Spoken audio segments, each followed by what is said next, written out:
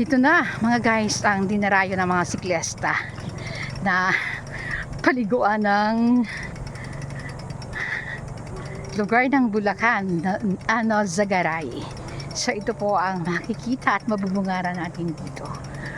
Papasok na po kami at ito na po. Thanks God at nakarating din sa wakas si Chen. Talagang sobra ang lakas pumadyak pati bato.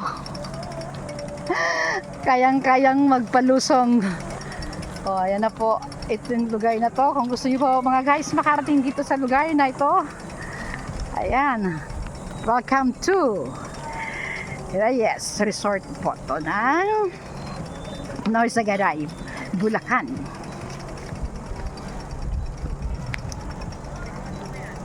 Wow. Ito lang naman po makikita natin dito. O, yan. Hello, good morning, good morning, good morning, Chen. good morning. Just so beautiful naman, Chen. Kaya talaga naman, taste ganda para makarating dito.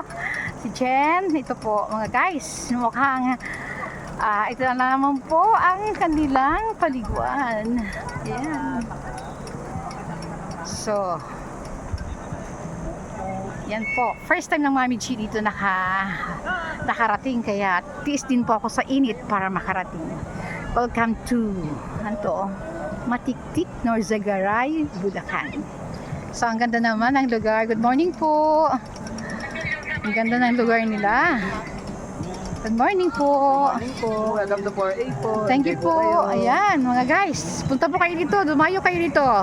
Tiis din po kayo sa mga bato na sobrang grabe talaga. Ito ang bato na madadaanan nyo dito. Walang simento. So ito nag-umpisa pa lang ng mga kasiyahan yung ibang mga siklista rin na ibang grupo.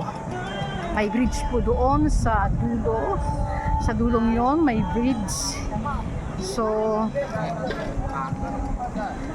ito pa lang po ang pinakabungad. Yan ang makikita natin mga guys. Yung mga magpa-family bonding po, pwede kayo dumayo dito sa lugar na to. Napaka lawak ng lugar. Maganda rin po. At ayan po yung kanilang bangkang sakayan. Right, thank you everyone mga guys, mga ludi. Thank you again. God bless.